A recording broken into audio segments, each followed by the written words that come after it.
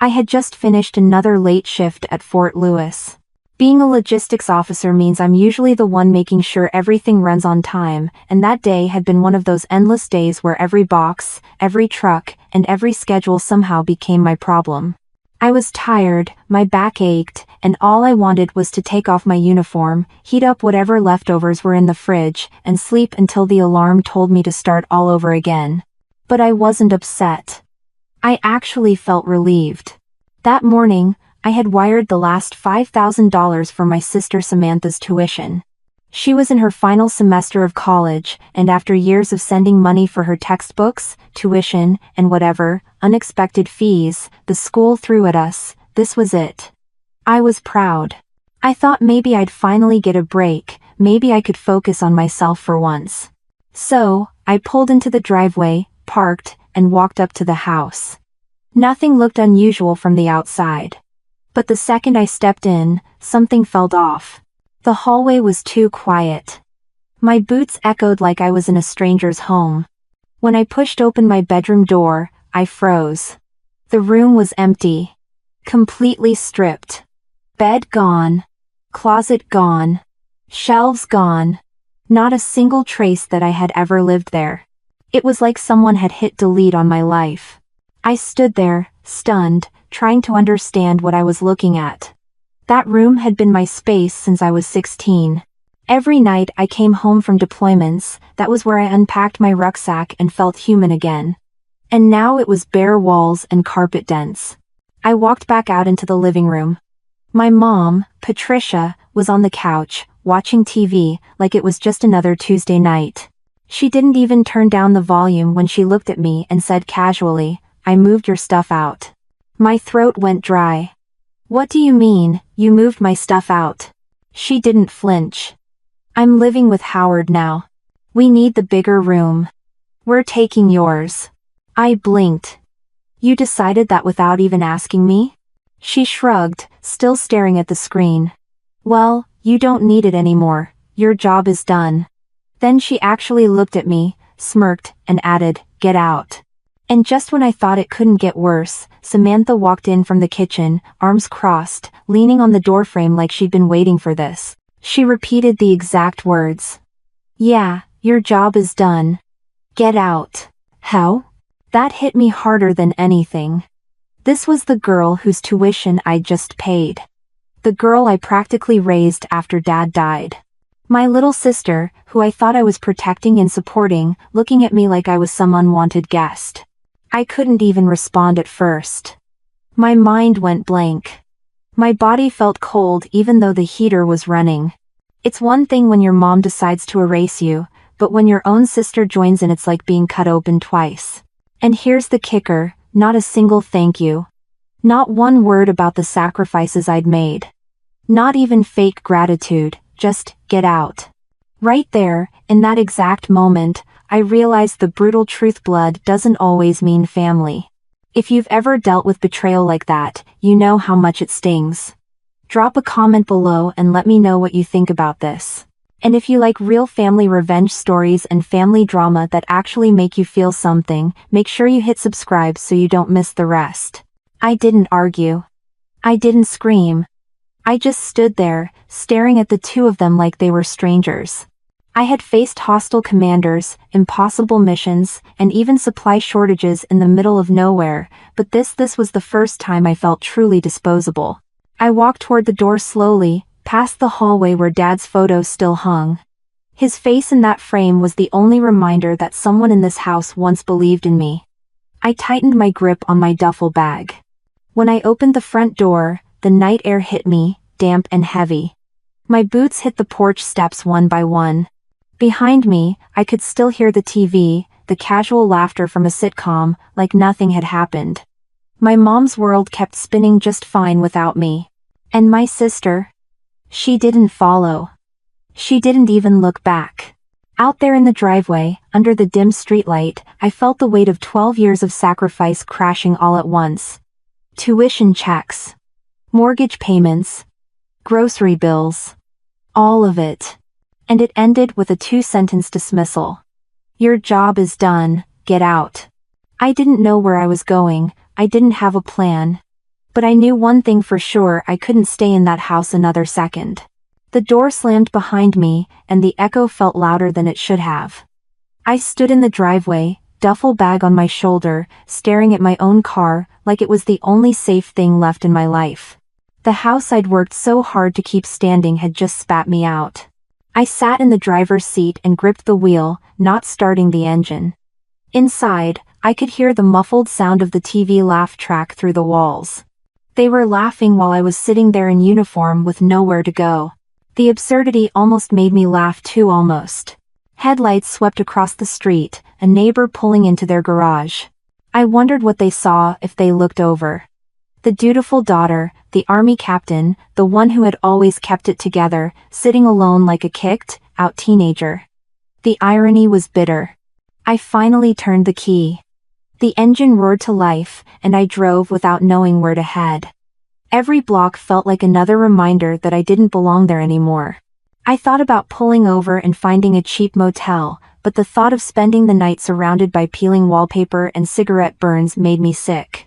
When I stopped at a red light, my phone buzzed. A text from Samantha: "Don't make this harder than it has to be." That was it. No, thank you for paying my tuition, no, sorry, nothing. Just a warning to stay away. My chest tightened, and I tossed the phone onto the passenger seat without replying. By the time I reached the interstate, the anger was finally catching up. I gritted my teeth, gripping the steering wheel like it was the only thing holding me back from screaming. All those years of double shifts, all the deployments where I missed birthdays, graduations, even my own chance at a normal life, and my payoff was being treated like a guest who'd overstayed. Howard's smug face flashed through my mind. He'd been circling my mom for months, slowly acting like the man of the house, even though it wasn't his house. He'd sit at the table with his cheap aftershave, giving me unsolicited advice about moving on and letting go of responsibility. Tonight, I realized he'd finally won. I pulled into a gas station to grab coffee I didn't need. Standing there in uniform under the fluorescent lights, I caught my reflection in the glass door. I didn't look like the dependable soldier anymore. I looked like someone who had been erased. Back in the car, I checked my wallet. Not much cash. I had credit cards, sure, but every dollar felt heavy now, like it had been wasted on the wrong people for too long. I scrolled through my contacts, thumb hovering over names I hadn't dialed in years. Friends from the army? They'd offer a couch, but I didn't want pity. What I wanted was a place where I wasn't a paycheck or a burden. The miles blurred. Eventually, exhaustion took over, and I pulled into the parking lot of a budget inn. The room smelled faintly of bleach and disappointment, but at least it was mine for the night. I dropped the duffel bag by the bed and sat down, my boots still on, staring at the ceiling. I thought of Dad. His photo had been the last thing I saw in the hallway before leaving. He had been the one constant, the one who believed in me. After he died, I promised I'd keep the family together. And maybe I had kept that promise longer than I should have. Maybe too long. Sleep didn't come easily. Every time I closed my eyes, I saw Samantha's face, the way she looked at me with no trace of the little sister I used to carry on my back. That girl was gone, replaced by someone I barely recognized. When the alarm on my phone buzzed at 5 a.m., I got up automatically, like muscle memory. I brewed bad hotel coffee and stared out the window at the empty parking lot. My uniform jacket was hanging over the chair, the captain's bars catching the faint light. That rank meant something in the army, but in that house, it meant nothing. I checked my phone again. Missed call from an unknown number. No voicemail. Then another message, this time from Mom: "Don't come back here, it's not your house anymore." Not my house anymore. Those words burned more than I expected. I pulled my boots back on, grabbed my bag, and walked out. The morning air was cold, and my breath came out in clouds. For a moment, I stood by the car, deciding if I should head back toward base or keep driving until I found somewhere that didn't hurt to stay in. The choice didn't feel clear yet, but I knew I couldn't just keep floating from parking lot to motel. Something had to give. I got back on the road, hands tight on the wheel, letting the highway take me wherever it wanted. There was nowhere waiting for me, no home to pull into. All I had was time to think, and thinking was the one thing I didn't want to do but couldn't avoid. I kept replaying the look on Samantha's face. The same sister whose lunch money I covered in middle school, whose prom dress I paid for when Mom forgot the bill, now staring at me like I was a stranger trespassing. She hadn't just sided with Mom, she had thrown away every piece of what we had shared. I remembered Dad's funeral, when she was too young to process it. She cried into my shoulder while I told her everything was going to be okay. I was 20, still figuring out my own life, and I suddenly had to become the anchor for everyone else. Mom fell apart, bills piled up, and Samantha still needed to be a kid. I told myself I could handle it. So I did. I joined ROTC, and when I was commissioned, the Army paycheck became the family paycheck. My first deployment check went straight to the mortgage. Every bonus, every allowance, every tax refund gone before I saw it. I never questioned it, because I thought that was what family did. I thought back to the nights I skipped dinners with friends because there wasn't room in the budget. I never bought a new car, never took vacations, never upgraded the old phone until it barely turned on. But Samantha always had what she needed: books, supplies, trips. When she asked for concert tickets one year, I worked an extra weekend shift to cover it. Watching her smile had felt like enough at the time. Even in the Army, where everyone carried their own weight, I became the dependable one at home too. Whenever Mom called, it was because something needed fixing or paying. She never asked how I was, only if I could cover this or that. Over time, I stopped expecting anything else. But last night proved what I had been afraid to admit: I wasn't a daughter or a sister to them anymore. I was a walking ATM in uniform. The road stretched out in front of me, but all I could see was the tally of sacrifices. Tuition after tuition. Samantha's tuition alone had passed $30,000, not counting the $5,000 I had just wired. Add in the mortgage, utilities, Mom's endless emergencies, and I could have bought my own house outright by now. Instead, I was driving aimlessly with everything I owned in a duffel bag. I stopped at another rest area, grabbed a cup of watery coffee, and sat in the car, staring at the receipt. $2. Even that felt like it mattered. The truth hit me harder than any deployment or field exercise ever had. The Army taught me to carry heavy loads, to keep moving under pressure. But this wasn't weight, it was theft disguised as obligation. I had given them my 20s, my 30s, my chance at a life of my own. And the thanks I got was a locked door and 2 cold stares. I leaned my head back against the seat and closed my eyes. Every memory of Samantha as a kid came back like a slideshow, teaching her to ride a bike, sitting in the bleachers at her basketball games. Sneaking her into the base commissary once just so she could pick out whatever candy she wanted. Those moments had felt like proof I was doing something right. And maybe I was for her childhood. But adulthood had turned her into something else. Maybe Mom's influence, maybe the constant spoiling, maybe just the easy option of siding with the louder parent. Whatever the reason, it didn't matter now. My phone buzzed again. This time it wasn't Mom or Samantha. It was a message from an old Army buddy. "How's life treating you? Haven't heard from you in a while." I stared at it for a long moment, thumb hovering over the screen. I almost typed out everything: the fight, the eviction, the betrayal, but I deleted it before sending. I didn't want pity, and I didn't want anyone to think I couldn't handle myself. The sun was higher now, light pouring across the highway. Cars sped past me, families in minivans probably on their way to soccer games or grocery runs. Normal lives, normal problems. Mine felt like a war fought in my own living room. I started the car again and drove, letting the miles dull the anger. But underneath the exhaustion, a new thought was forming. I wasn't just angry, I was done.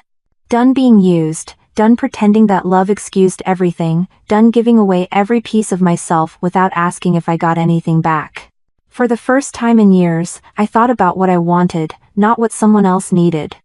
The idea was small, shaky, but it was there. Maybe this wasn't just an ending. Maybe it could be the beginning of something I should have claimed a long time ago. By the time I reached Spokane, the gas tank was low, and so was my patience. I pulled into the familiar street where my grandparents lived, a quiet block lined with trimmed hedges and old pickup trucks in driveways. Their house looked the same as when I was a kid: white siding, a squeaky front gate, and the smell of fresh grass from my grandfather's lawn obsession. I parked and sat for a moment, wondering how pathetic I looked showing up unannounced in uniform with a duffel bag. But my options were limited. If anyone would open their door, it would be them. I rang the bell, and it barely finished before Grandpa opened the door.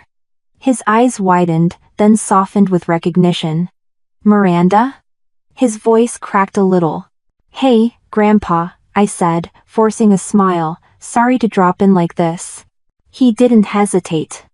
"Don't apologize, come in." Inside, Grandma rushed over, wrapping me in a hug that smelled like laundry powder and peppermint tea. She held on longer than most people do, like she knew I needed it. "You look exhausted. Sit down. I'll make you something hot." The living room was cozy, walls lined with family photos, some so old the colors had faded. My dad's army portrait hung above the mantel, younger and prouder than I ever remembered seeing him.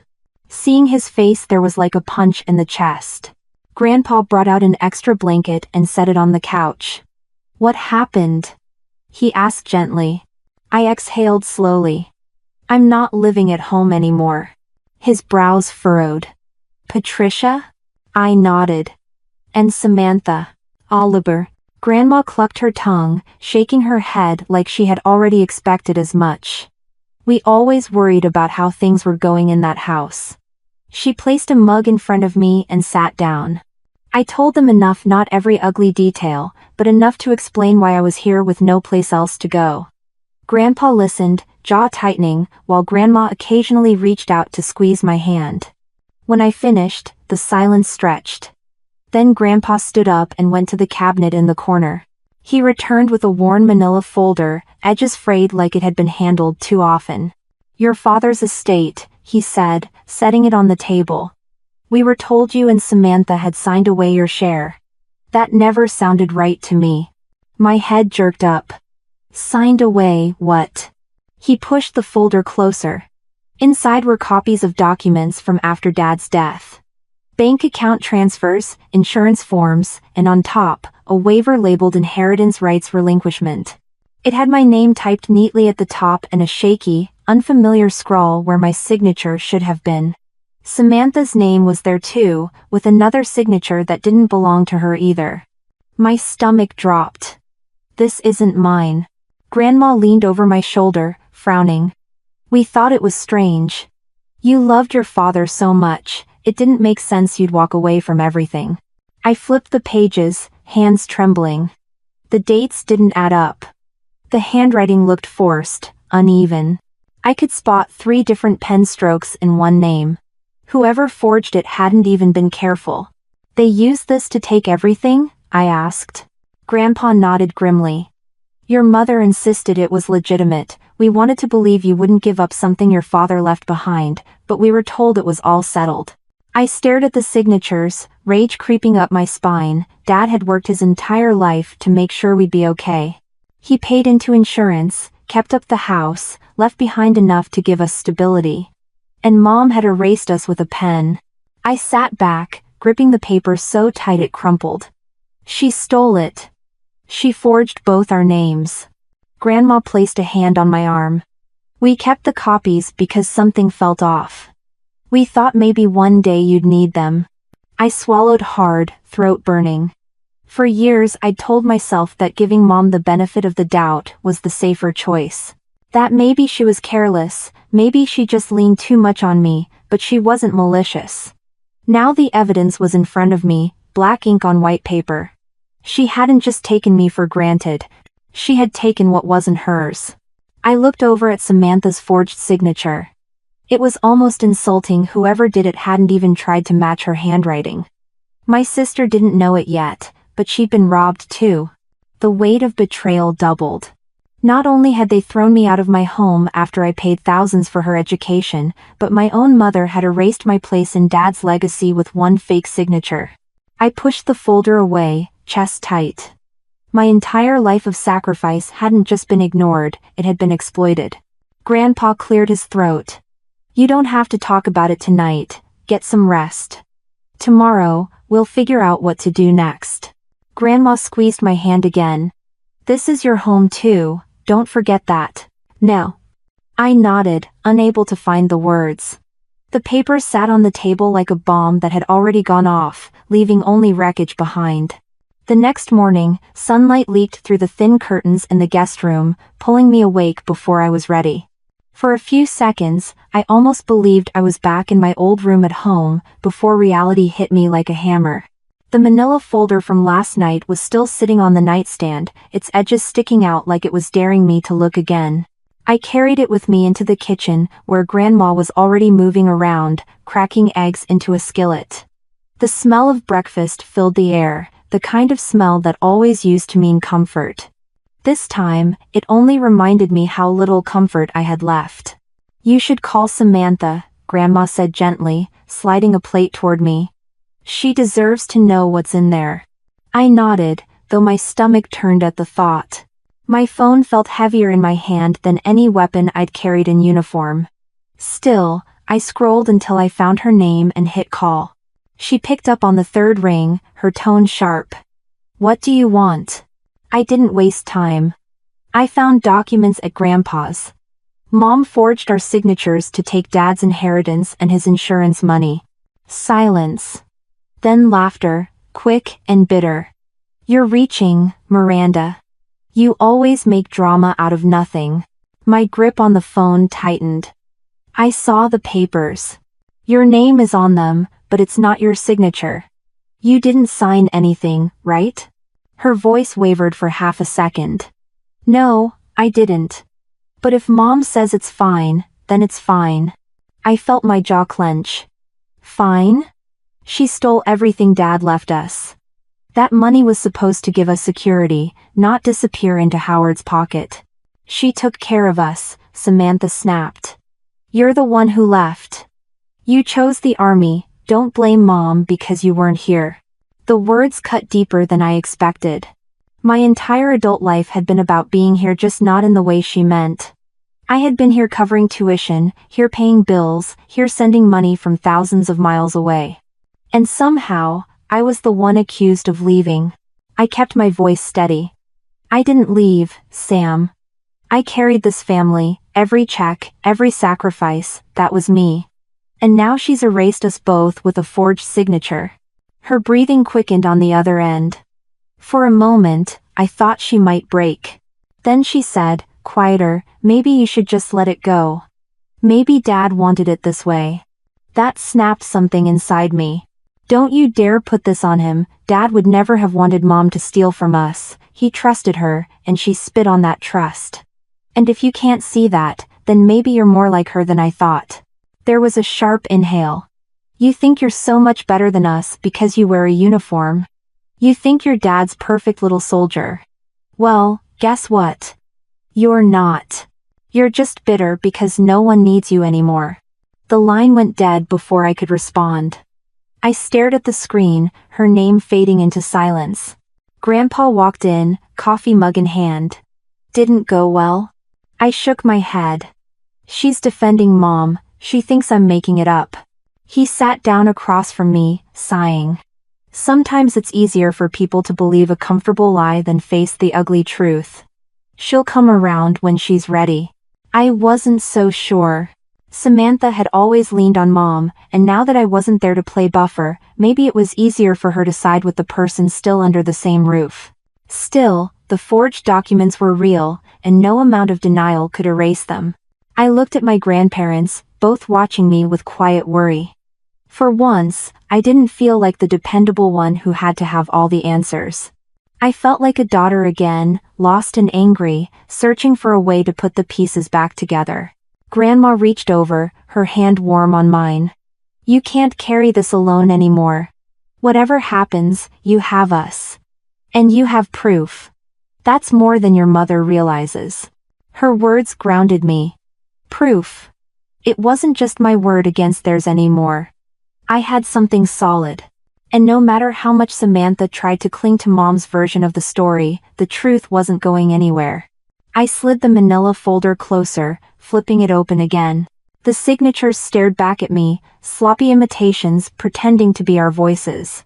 For years, Mom had counted on me keeping my head down, paying the bills, and never asking questions. But the moment I saw those papers, the game changed. I wasn't just the soldier who followed orders anymore. 2 days later, I found myself sitting across from a woman in a sharp gray suit at a downtown law office. Her nameplate read Rachel Morris, attorney at law, and her desk was lined with neat stacks of case files. She had that calm, no-nonsense presence that instantly made me trust her. I slid the manila folder across the table.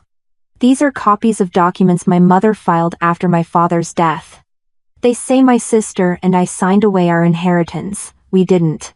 Rachel put on her glasses and skimmed the first page. Her brow furrowed before she even reached the second.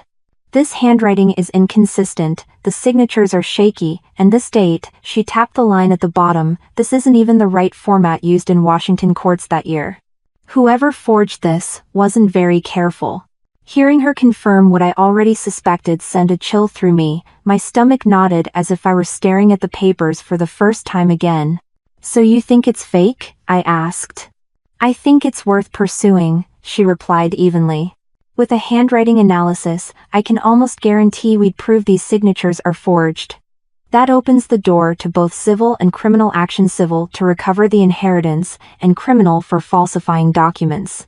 Her words landed heavy. Civil and criminal. This wasn't just a family fight anymore. It could become a courtroom battle with real consequences. I leaned back in the chair, running a hand over my face.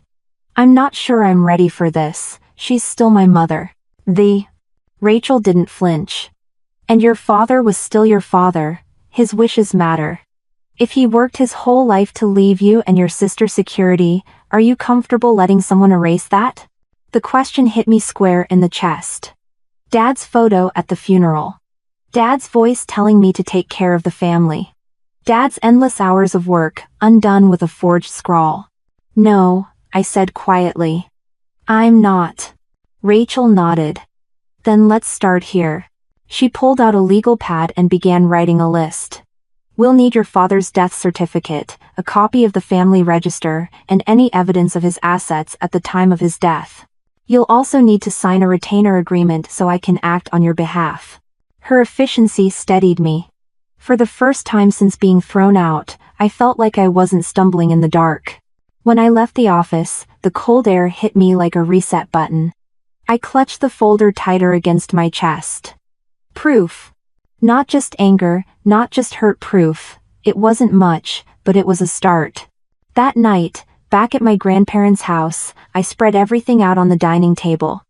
Bank records, copies of bills, the forged waiver. Crystal clear evidence that my sacrifices hadn't just been unappreciated, they had been stolen. Grandpa sat across from me, polishing his glasses with a handkerchief. Feels different when you see it in black and white, doesn't it? Yeah, I admitted. All those years, I thought Mom was just careless or selfish, but this wasn't carelessness, this was deliberate. Grandma set down a plate of cookies she'd insisted on baking, because in her world, even revenge planning required snacks. She thought you'd never question her, she said softly. She counted on your loyalty.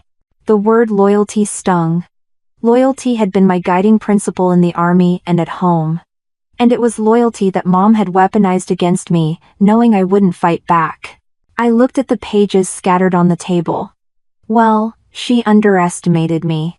The words felt strange, like trying on a new uniform, but they fit. For once, I wasn't just reacting to her choices, I was making one of my own. I pulled out my phone and snapped photos of the documents. I wanted digital copies, wanted the proof in my pocket at all times. No more blind trust. No more giving her the benefit of the doubt. Later that evening, I sat alone in the guest room, scrolling through the photos on my phone. Each forged line felt like fuel.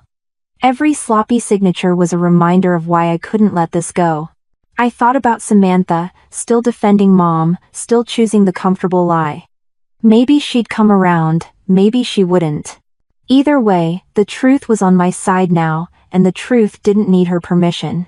Lying back on the bed, I stared at the ceiling. For the first time in months, maybe years, my mind wasn't racing with what bill was due, or what problem needed fixing. My thoughts were sharp, focused. I wasn't just the daughter who paid the bills, I wasn't just the sister who sacrificed weekends and paychecks, I was the soldier who had been underestimated for the last time. The next step was clear, this family drama wasn't going to end in silence, it was going to end in court, with the truth on record for everyone to hear. The next morning, I woke before sunrise, the way I always did on base. Habit didn't care if you were in uniform or not. But this time, instead of pulling on PT gear and heading out for formation, I sat at the edge of the guest bed with a knot in my chest. The army drilled into me that loyalty and obedience kept the machine moving. Follow orders, trust your chain of command, sacrifice for the mission. I had lived that creed since the day I raised my right hand. But sitting there, staring at my boots on the floor, I realized I had spent just as much time following another set of orders, unspoken ones from my mother. Pay the bills. Cover the tuition. Keep the family afloat. Never complain. And now I had to decide which version of loyalty mattered more. Grandma knocked softly and peeked in. Coffee's ready. In the kitchen, Grandpa was already at the table with the newspaper folded neatly in front of him. He looked up over his glasses. You look like you've got the weight of a rucksack on your shoulders. I gave a humorless laugh. Feels heavier than that. He set the paper aside. Your dad once told me that the army teaches discipline, but life teaches judgment. Sometimes you've got to pick which lesson to lean on. I stirred sugar into my coffee, letting his words sink in. If I move forward with this, I'm suing my own mother. And it's not just about money, it's about admitting she's not who I thought she was. Met. Grandma slid into the chair next to me. Sweetheart, she showed you who she was when she forged those papers. You don't need to admit anything, just face what's already true. The bluntness caught me off guard, but I couldn't argue. Later that day, I drove back toward base for a mandatory staff briefing. The closer I got, the more my brain split into two tracks. One track ran through logistics updates, supply reports, and readiness drills. The other ran through court filings, forged signatures, and the sick feeling of betrayal. During the meeting, Major Thompson reviewed upcoming inspections, but my mind kept drifting. When he called on me for input, I snapped back fast enough to answer, but I caught the look he gave me. Distracted. Off balance. That wasn't me, at least not before last week. After the briefing, he pulled me aside. Everything all right, Captain? Yes, sir, I said automatically, though the lie tasted bitter. He studied me for a moment before nodding. Make sure it stays that way. Distraction spreads fast in this unit. I saluted and left, but his words rattled around my head. The army didn't care about my family drama, it cared about readiness. And if I couldn't balance both, I risked more than just a court case. That night, back at my grandparents' house, I lay awake replaying the day. Every voice in my head argued a different angle. One said I should let it go, focus on the army, forget about the inheritance. Another said justice mattered more than comfort, that I couldn't let Dad's memory be twisted. I finally sat up, grabbed my notebook, and started writing. I listed everything I had sacrificed: dollars, hours, years. Then I listed what Mom had taken Dad's money, my trust, even Samantha's future without her realizing it. By the time I finished, the second list dwarfed the first. I stared at the page until the letters blurred. The answer was obvious. If I ignored this, I was letting her win. And if the army taught me anything, it was that you don't let a thief keep what isn't theirs. The next day, I called Rachel, the attorney. My voice was steady when I said, move forward with the case, file whatever needs to be filed. She didn't hesitate. Good choice. I'll prepare the paperwork. Be ready for pushback from your mother's side once she's served. I hung up and exhaled slowly. It felt like stepping off a ledge and trusting my parachute would open. That evening, I sat on the porch with Grandpa, watching the sun dip below the trees. He smoked his old pipe, the smell curling through the cool air. "You made a decision," he said, not as a question. "Yeah, I told the lawyer to file." He nodded once. "Then stand by it. Your dad would have been proud you didn't let her rewrite his legacy." I didn't reply right away. Instead, I looked up at the sky, where the first stars were appearing. For once, the weight in my chest eased just a little. I wasn't just surviving anymore, I was choosing. The paperwork went in on a Wednesday. Rachel called me that morning to say everything had been filed with the county court. By the afternoon, my mother would be holding an envelope she couldn't ignore. I sat in the waiting room at the law office, legs bouncing, uniform creases sharp even though my stomach was in knots. When Rachel walked out with a stack of copies for me, she looked calm, like she'd done this 100 times. "It's official now," she said. "Your mother has been served. Next step is the response." My throat tightened, but I nodded. "So now she knows." "She knows," Rachel confirmed. "Expect her to call you, maybe even show up." That prediction turned out to be dead on. By the time I drove back to my grandparents' house, my phone had lit up with missed calls, 7 from Mom, 3 from Samantha, and 1 from an unknown number that I'd bet money was Howard. I tossed the phone onto the passenger seat and let it buzz. When I finally walked inside, Grandma was sitting at the kitchen table, the cordless phone in front of her like it was a live grenade. "She's been calling here too," Grandma said. We didn't answer. "Good," I muttered, hanging my jacket on the chair. It only took 10 minutes for the storm to break. My cell rang again, and this time I picked up. "What do you want?" I asked flatly. Mom's voice exploded through the speaker. "How dare you? Do you know what you've done? You've humiliated me. You've dragged this family through the mud." I laughed, humorless. "I didn't forge anyone's signature. You did that all on your own. You ungrateful brat," she hissed. "After everything I sacrificed for you, this is how you repay me?" The hypocrisy nearly made me choke. "Sacrificed? You lived off my paychecks while I skipped meals in the field. Don't rewrite history just because it suits you." That's when another voice cut in, deeper and smug. "Howard. You're making a mistake, Miranda. Think about your career. The Army doesn't like officers with family scandals. You'll ruin yourself." I gripped the phone tighter, rage bubbling up. "You don't scare me, Howard. The only one ruining anything is the woman sitting next to you." There was a pause, then Mom's voice again, shrill and desperate. "If you cared about this family, you'd drop this, you'd let it go." "Funny," I said, my tone cold. "That's exactly what you counted on, me letting it go." "Well, not this time." I hung up before she could respond. My hands were shaking, but not from fear, from adrenaline. For years, she'd used guilt and obligation to keep me in line. This time, the only thing she had left was shouting, and it wasn't enough. Grandpa walked in, calm as ever, and set his hand on my shoulder. "You did right. Let her scream. The louder she gets, the more she knows she's cornered." Still, the call left me rattled. That night, I sat at the dining room table, papers spread out again. Every document, every note, every line of Dad's handwriting that I had kept safe now felt like armor.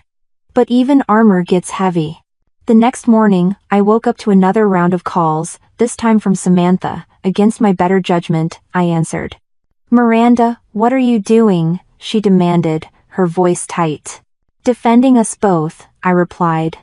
"Mom forged your name too. She stole from you as much as from me." "She told me you're lying," Samantha shot back. "She said you're trying to tear us apart because you resent her." I almost laughed again. "Resent her? She threw me out of my own house. She stole Dad's inheritance. If that's not tearing a family apart, what is?" Silence. Then a softer tone. "Miranda, if this goes public, everyone will know. The relatives, Dad's old friends, they'll all see us in court. Do you really want that?" "Yes," I said simply. "Because the truth matters more than their gossip." She didn't reply. The line clicked dead a moment later. I tossed the phone aside and sat back, staring at the ceiling. My chest was tight, but underneath it, there was something steadier, a resolve that no amount of screaming or manipulation could shake. By Friday, the official notice of response from Mom's attorney landed in Rachel's office. As expected, she denied everything. The claim was a misunderstanding, and the waiver was properly executed. Rachel smirked as she handed me the papers. That defense won't hold once handwriting analysis comes in, she's bluffing. I nodded, but inside, the weight of it all pressed harder. This wasn't just legal language on paper, it was the battle line drawn between me and the woman who raised me. That night, I sat on the porch, uniform jacket draped over the chair, cool air biting at my face. I thought about Dad again, how he used to say a soldier's job wasn't just to fight wars but to protect what was right. I wondered if he would have recognized the person I had become, staring down her own mother in court. But as I sat there, I realized the answer didn't matter. The person I had to recognize was myself. And for once, I finally did. The lawsuit was moving forward, but the army didn't pause just because my family had turned into a legal circus. On base, deadlines piled up, and inspections were looming. My commander made it clear that no personal issues were an excuse for sloppiness. I arrived at the logistics office at 0600, coffee in one hand and a stack of readiness reports in the other. The supply chain for an upcoming training exercise was a mess: 2 trucks delayed, shipments misrouted, and paperwork missing signatures. Normally, I thrived on putting out fires like this. But that week, every spreadsheet looked like a blur, every line item a reminder of forged signatures and betrayal waiting outside the gate. By mid-morning, one of my sergeants, Ortiz, stepped into my office. "Ma'am, you're running on fumes. You good?" I looked up, forcing a half smile. "Define good." "Me crispo." He smirked. Not snapping at us would be a start. That broke the tension for a second, but the truth was clear, my distraction was visible. Soldiers notice everything. At lunch, I sat in the mess hall pushing food around on my tray when Major Thompson sat down across from me. He didn't waste time. "Captain, I need you sharp. Word is, you've got personal issues dragging you down. I don't want to see that bleeding into this unit." I straightened in my chair. "Yes, sir, I can handle it." "Dua. See that you do," he replied, standing up. "Because in 2 weeks, you're up for a board review. Promotions don't wait for family drama." Board review. The reminder hit like a gut punch. That review was my shot at major, the next big step in my career. And here I was, balancing court filings and sleepless nights.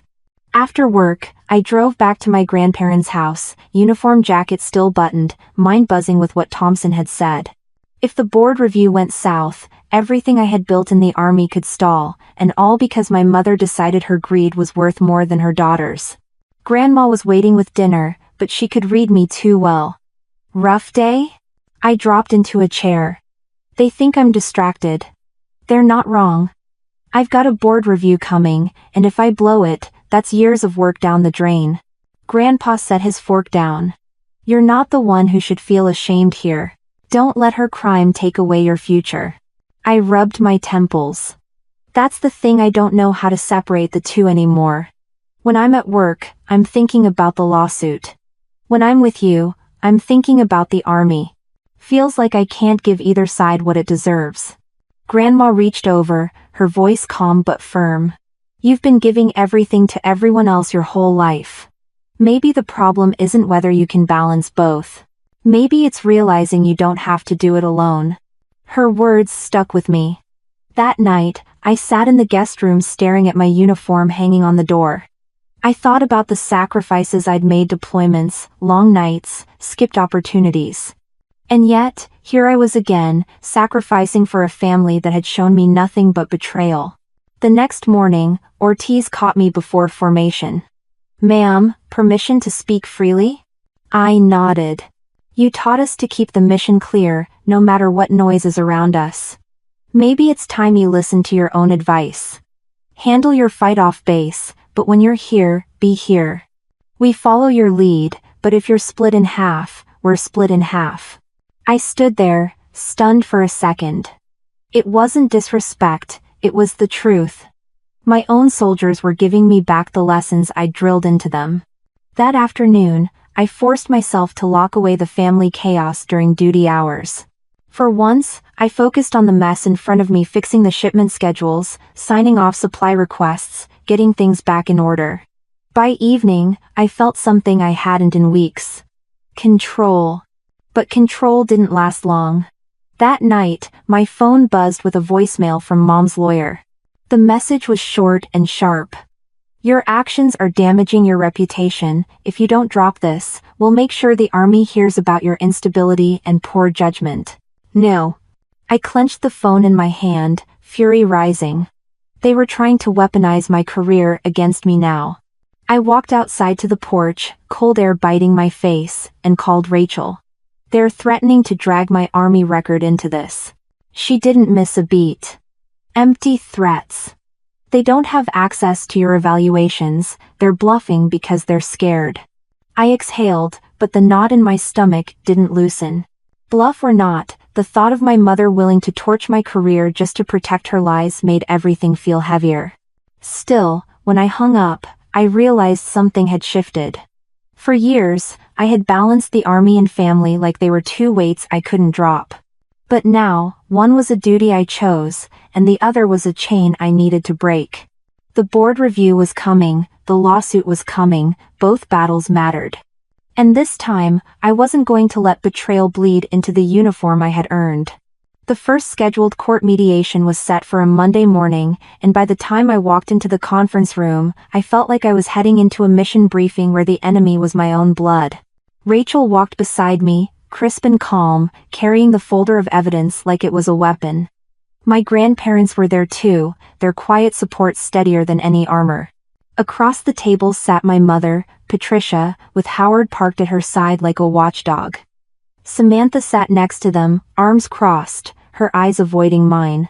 For a second, I wanted to see the kid I used to tuck in at night, but all I saw was someone who'd chosen denial over truth. The mediator, a man in a beige suit who looked like he'd rather be anywhere else, started with the standard line, "We're here to resolve this matter amicably if possible." Rachel leaned forward. "We're prepared to resolve it with evidence." She slid the forged documents onto the table. Mom's eyes flicked down, then back up at me. "This is nonsense. I didn't forge anything." Rachel tapped the page with her pen. "The handwriting analysis we commissioned says otherwise. 3 separate inconsistencies. Your signatures don't match your own, and your daughter's signatures aren't theirs. You'll notice even the date format is incorrect." Sloppy, frankly.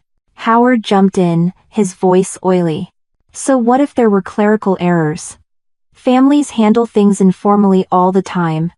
Miranda is just bitter and wants to embarrass her mother." I couldn't hold back. Embarrass her? She stole from Dad's legacy. That money wasn't hers.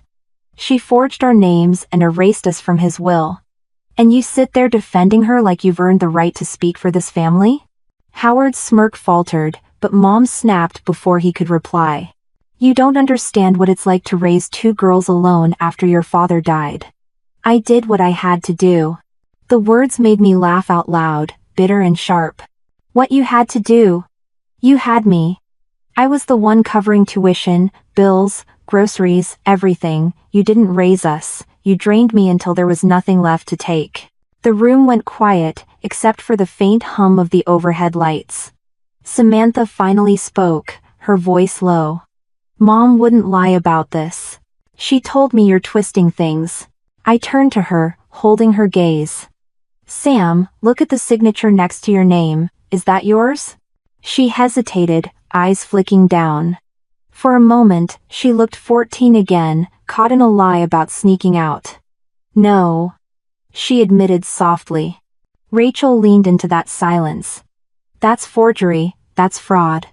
And no amount of denial changes the fact that this document is a crime." The mediator cleared his throat. "Given the evidence, I recommend we discuss settlement terms before this escalates in court." Mom slammed her hand on the table, startling everyone. I am not settling, this is my family, my house, my life. She doesn't get to destroy me. I stayed calm, my voice steady. You destroyed yourself the moment you picked up a pen and signed my name. Howard whispered something into Mom's ear, but for the first time, I saw her mask slip. Her hands trembled slightly as she gripped the edge of the table. Rachel closed the folder with a snap. Then we'll see you in court. We all stood, chairs scraping against the floor. Samantha stayed seated for a moment longer, torn between sides, before finally following our mother out the door. Back in the hallway, Grandpa squeezed my shoulder. You held your ground. Your dad would have been proud. I nodded, though inside I felt a storm still raging. Confrontation never brought peace, but at least the truth was no longer hidden in a drawer at my grandparents' house. It was on the record, undeniable. That night, sitting on the porch with a cup of coffee, I replayed every word from the mediation. Mom's refusal to settle. Howard's cheap threats. Samantha's hesitation. None of it gave me comfort, but it did give me clarity. For years, I had been silent while Mom controlled the story. Now the story wasn't hers anymore. It was mine, backed by evidence and a voice I had finally decided to use. 2 days after the mediation, my phone buzzed while I was finishing a logistics report at the office. The caller ID showed Samantha. For a second, I thought about ignoring it, but instinct told me to answer. Her voice was quiet, almost shaky. Miranda, can we meet? Just us. I didn't commit right away. What's this about? I need to talk without Mom around, she said. Later that evening, we met at a small diner halfway between her campus and my grandparents' place. She slid into the booth across from me, looking tired, her makeup smudged like she hadn't slept much. For once, she didn't come in with her usual defensive attitude. The waitress poured coffee, and Samantha wrapped her hands around the mug. I saw the documents again, she said softly. You're right, that's not my signature. I don't know why I didn't admit it in front of Mom, but I just froze. I leaned back, studying her face. So you finally believe me. Her eyes flicked up to mine. I never thought you were lying. I just couldn't handle what it meant if you were telling the truth. Because that means Mom lied to me. About everything. The admission hit harder than I expected. For years, I'd carried resentment toward her for siding with Mom, but hearing her voice crack now reminded me she was as trapped as I had been. She didn't just lie to you, I said, she used both of us. She treated me like a bank account and you like a pawn, and she did it because she thought we'd never stand up to her. Samantha nodded slowly, tears forming in the corners of her eyes. I've been trying to pretend it wasn't that bad. But when she yelled at me last night for not defending her hard enough, I realized she doesn't care about me either. She only cares about winning. The anger that had fueled me for weeks shifted slightly as I listened. Samantha wasn't just my adversary anymore, she was starting to see the truth. I don't know what to do, she whispered. I spoke firmly, but without anger. Then do the right thing. Admit the signatures are fake, tell the court what you know. If you stay quiet, you're helping her bury Dad's legacy. She bit her lip, staring at the table. Do you really think she'll forgive me if I testify against her? I didn't hesitate. No. But maybe someday you'll forgive yourself if you don't. Silence stretched between us, filled only by the clink of dishes from the kitchen. Finally, Samantha let out a shaky laugh. You always know how to guilt-trip me. It's not guilt, I said. It's reality. Dad trusted us to carry his memory. You can't let Mom erase that. For the first time in months, she looked at me without hostility. All right. I'll do it. I'll back you up. Relief washed over me, though I kept my expression steady. Good. Because this fight isn't just mine anymore. It's ours. We finished our coffee in silence, the kind that wasn't comfortable but wasn't hostile either. When we stood to leave, Samantha hugged me quickly, like she wasn't sure if it was allowed. I hugged her back anyway. On the drive home, I felt a strange mix of emotions. Part of me was still angry at her for siding with Mom for so long. But another part, a bigger part, was proud. She was finally growing up, finally seeing through the lies. When I walked through my grandparents' front door, Grandma looked up from her knitting. "How did it go?" I set my keys on the counter. "Better than I expected. She's ready to stand with us." Grandpa gave a slow nod. "Took her long enough, but better late than never." That night, lying in bed, I replayed Samantha's words. "She doesn't care about me either, she only cares about winning." It wasn't victory that settled me. It was the simple truth that, for the first time, I wasn't fighting this war alone. My sister had finally chosen the side of truth. And that changed everything. The courthouse smelled like old wood and disinfectant, the kind of place where history and bad memories stick to the walls. I walked in wearing my uniform, not because I had to, but because I wanted everyone in that room to know I wasn't just some angry daughter. I was someone who had given decades to duty and honor, and I wasn't about to let my own family strip that away. Rachel walked beside me, calm as always, carrying the evidence folder like it was part of her arm.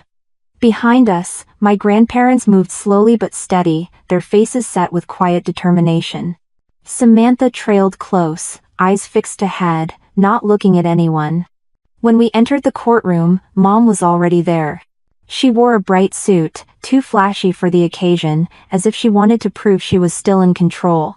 Howard sat next to her, whispering in her ear like he was her coach. I noticed how pale she looked, though the kind of pale makeup couldn't hide. The judge, a stern woman in her 50s, called us to order.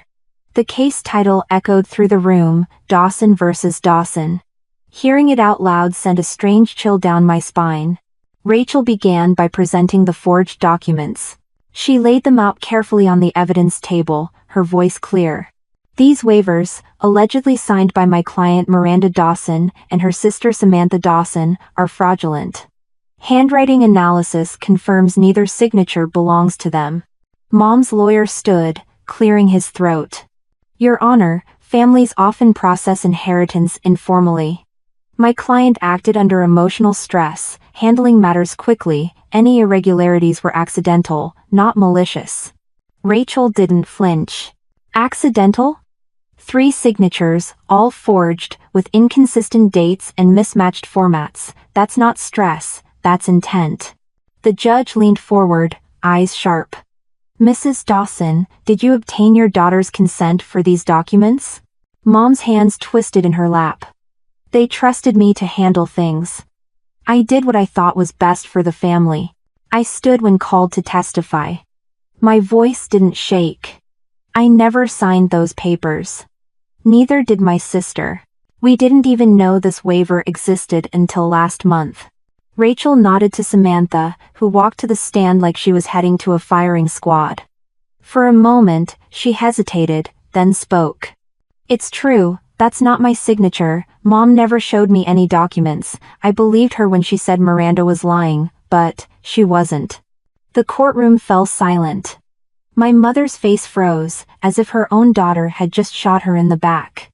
Howard leaned forward, whispering furiously, but Mom didn't respond. Rachel pressed further. "Samantha, why did you change your mind?" Samantha's voice cracked but held. "Because I realized Mom doesn't care about us. She only cares about control. I can't defend that anymore." The judge scribbled notes, her expression unreadable.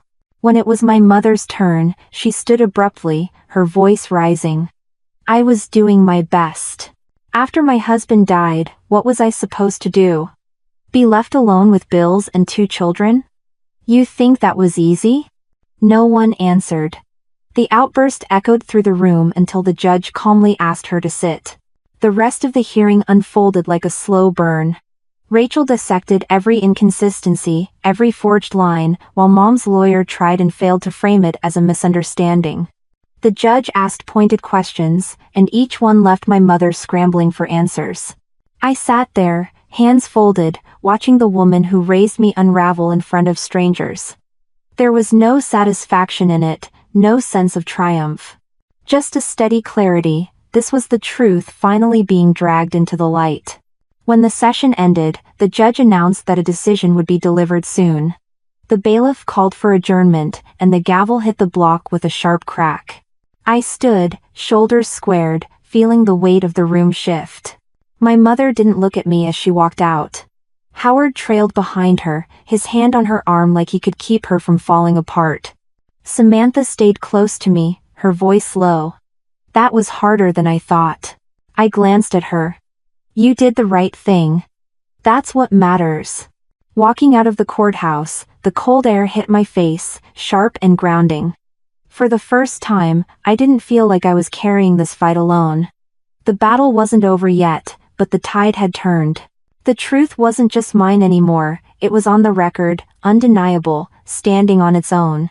The final hearing came faster than I expected. I sat in the courtroom again, uniform pressed, back straight, trying to quiet the storm inside me. This time, the room felt heavier, like every word spoken would permanently carve itself into our family history. The judge entered, her robe swaying as the bailiff called the session to order. We all stood, then sat, and the tension snapped into place like a loaded spring. My grandparents were behind me, hands clasped. Samantha sat beside Rachel, pale but steady. Across the aisle, Mom looked smaller than before, her flashy clothes unable to cover the fear in her eyes.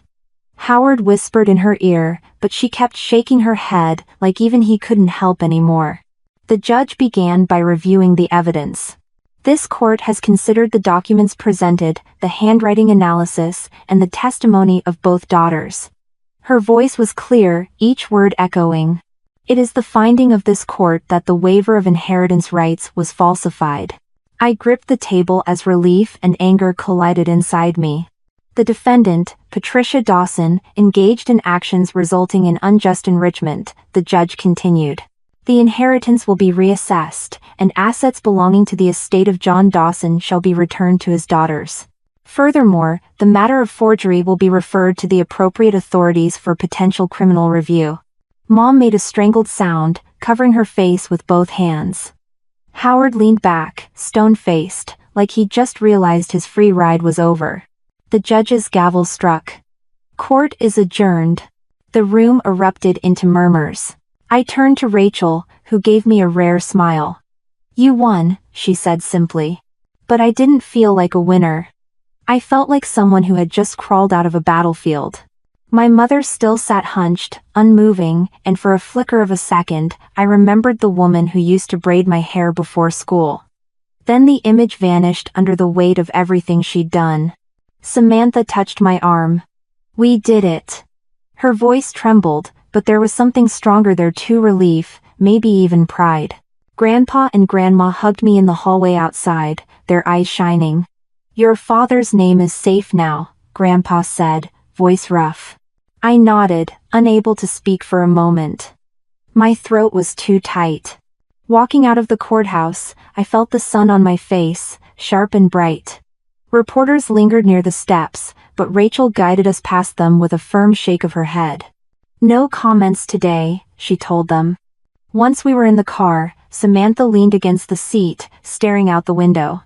I thought I'd feel guilty, she admitted quietly. But I don't. I just feel free. I looked at her, and for the first time in a long while, I saw my little sister again, not the spoiled version molded by Mom, but the kid who used to follow me everywhere. Back at my grandparents' house, we sat down at the kitchen table like we had 100 times before. But this time, instead of bills or fights, the table held only cups of coffee and the silence of something ending. Grandma reached for my hand. You don't have to carry this anymore, it's finished. Finished. The word felt strange. For so long, my life had been measured in sacrifices, money wired, bills paid, obligations met. Now the chain had been cut. I stepped outside later, standing in the yard where the air smelled like grass and fresh earth. I thought of Dad again, of the way he always told me a soldier's duty wasn't just to follow orders, but to do what was right, even when it was hard. I wondered if he'd seen what happened today, if he'd be proud that I finally stopped letting myself be used. Inside, I could hear Samantha laughing softly with Grandma. A real laugh, not the defensive one she used around Mom. It was small, but it was proof something had shifted. The verdict hadn't just changed the legal papers, it had changed us. For the first time in years, there was space to breathe. Space to build something that wasn't defined by my mother's control or her lies. I stood there, uniform crisp against the evening breeze, and let the weight I'd carried for so long finally ease from my shoulders. After the verdict, life didn't magically turn perfect, but for the first time in years, it actually felt like mine. The court handled the paperwork, reallocating Dad's assets back to Samantha and me. It wasn't a fortune, but it was security, something he had always wanted for us. For me, the money wasn't the point. It was proof that the truth had finally beaten lies. With that security, I made a choice I'd been putting off for too long. I bought a small townhouse near Tacoma, 2 bedrooms, nothing fancy, but every key, every paper had my name on it alone. No forged signatures, no one telling me, your job is done. Just me, in a space I owned. The first morning there, I brewed coffee in a plain blue mug and stood on my porch watching the flag ripple in the breeze. For once, I wasn't thinking about which bill needed paying or whether Mom would blow up my phone. I was thinking about the next training exercise, my board review, and maybe just maybe what I wanted my future to look like beyond constant sacrifice. The board review came a month later. I walked into the panel room in full dress uniform, every ribbon polished, every bar in place. The questions were sharp, but I was sharper. Logistics, readiness, deployment planning, unit leadership, I answered each with confidence. The months of distraction had been brutal, but they hadn't broken me. When the review concluded, the chair smiled slightly. Captain Dawson, congratulations. You've been recommended for promotion to major. I walked out of that room, lighter than I'd felt in years. It wasn't just a promotion, it was validation that I could fight battles on 2 fronts, family and army, and still come out standing. Meanwhile, Samantha began to grow in ways I hadn't expected. She finished her semester strong and picked up part-time work at a counseling center. One night over dinner at my place, she told me she was thinking about becoming a psychologist. I want to help people the way I wish someone had helped us, she admitted. I raised my glass of iced tea. That's a hell of a reason to choose a career. She grinned, a little embarrassed, but I could see the determination in her eyes. For once, she wasn't leaning on me or parroting Mom's words, she was making her own choices. As for Mom, I heard through distant relatives that things had unraveled quickly. Howard had walked out once the money stopped flowing. She'd moved into a cramped apartment on the edge of town, carrying debts she couldn't cover. People asked if I felt sorry for her. I didn't. Sympathy requires respect, and she had burned through every ounce of it the day she forged my name. What I felt instead was distance. For years, I thought family meant carrying every burden no matter the cost. Now I knew better. Family isn't just blood. Family is the people who stand by you, who don't use you as a tool. Grandma said it best one Sunday afternoon when we were all sitting in her kitchen. She set down her teacup and said, "Sometimes protecting yourself is the most important kind of loyalty. If you'd kept giving, Miranda, you'd have broken in half. This way, you're whole again." End of teen. Her words stuck with me. I'd spent years believing selflessness was strength. Now I understood strength also meant knowing when to draw a line. At my townhouse, the walls slowly filled with pieces of a life that felt new. A framed photo of Dad went on the mantel, right above the folded flag from his service. A small plant sat on the windowsill, a reminder that things grow even after being cut down. The sound of Samantha's laughter when she visited filled the rooms in a way silence never could. One Friday evening, I sat at my dining table grading supply readiness reports for the unit. It hit me suddenly, I wasn't exhausted, I wasn't bitter, I wasn't bracing for the next phone call demanding something from me. I was just living. And that felt revolutionary. The betrayal had nearly broken me, but it also forced me to rebuild. And in rebuilding, I found something Mom never could: control my own freedom. When people talk about revenge stories, they expect shouting matches or dramatic payback. Mine didn't look like that. My revenge was quieter, sharper. It was standing in a courtroom and proving the truth. It was reclaiming my father's legacy. It was walking into my own home, locking the door behind me, and knowing no one could take it from me again. That night, I raised my glass to the photo of Dad. I kept the promise, but on my own terms this time. For the first time in a long while, I believed he'd be proud. In the end, this wasn't just about money or forged papers, it was about breaking free from years of control and finally choosing my own path. Family isn't always the people who share your blood, it's the ones who stand with you when everything falls apart. This was my story of betrayal, of standing up for myself, and of finding strength in the middle of chaos.